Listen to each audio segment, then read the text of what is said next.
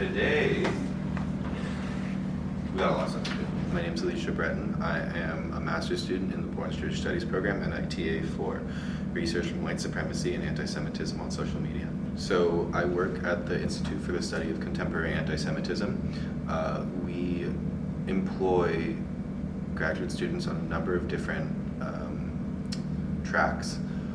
What our data science graduate students do is use algorithms to scrape keyword tweets off of Twitter, and then they assemble them in sets of 500 with tweets that come from the same bias group getting grouped together. And then annotators like myself or German-speaking annotators look at those tweets in sets of 500, they annotate them, and then they compare the differences in order to teach AIs or machine learning how to properly detect anti-Semitism on social media. That work is important for a number of reasons. Most importantly, we've seen a massive uptick in anti-Semitism in the last couple of years, but also because we've seen a massive uptick in racism also. We learn in this class that one of the major foundational pillars of white supremacy is anti-Semitism, and we're attempting to, in the classroom, to teach students about different forms of bias, and then in our research, we're attempting to show that A, the problem is getting worse, and B, in teaching machine learning how to ameliorate anti-Semitic tropes and tweets, we're hoping to make social media a safer place also. I'm Sonia Nusbaum, and I'm a nonprofit management and leadership major. Whenever I see a swastika, I have decided to take a picture with it in kind of a way to kind of a twist on like memorialization in a sense, and swastikas, like every time I kind of saw them around, I was like, like how can the symbol of like such like hatred be like brought to light in a way that's kind of like being reclaimed? Like obviously it's like not there for like fun and like, you know, like kind of, it can be super triggering also for people to see it and kind of traumatizing.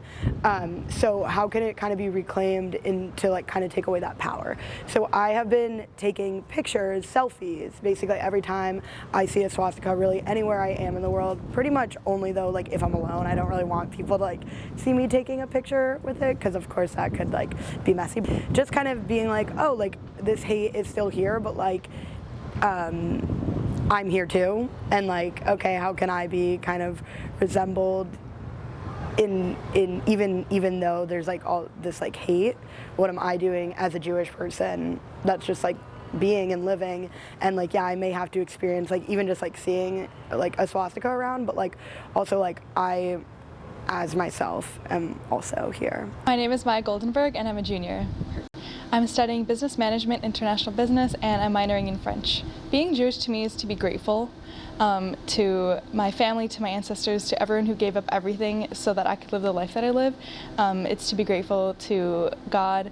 It's really just for everything that I have, because I know that I have it so easy compared to what my ancestors and even my parents went through. And you know, it's not to say that life is easy for me, but it's definitely a lot better. You said life isn't easy for you. Why do you say that? Anti-Semitism, basically, is the answer that comes to my mind. You know, it's an issue of safety. It's an issue of I have to factor that into pretty much any decision I make. It was definitely part of the decision when I was thinking about which college to go to. It's part of the decision when I decide where I'm going to end up after college.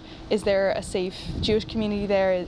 Are there enough Jews where I'm going? What are the demographics like? And basically just is it safe? So, you know, the fact that that's part of the decision, I'd have to consider safety like really strongly for that reason. Do you feel safe as a Jewish woman on campus? Yes, but I also think that I'm not as like if I feel safe and secure like with myself, and in terms of like just like the community that I have personally at IU, that I know like I would have behind me if anything were to happen. Relatively, yes, I would say. I know if I've been to other campuses where I feel way more unsafe, but yeah, I do feel pretty safe here. When I got here about a year and a half ago, it was definitely more safe. What I've found is that as more and more things happen, more aggressions, more hate speech, students become more willing to talk about it. TAing this class on anti-Semitism and racism for the second time now, more and more students are feeling comfortable talking about the experiences that they're having and the aggression that's being put against them and the racism.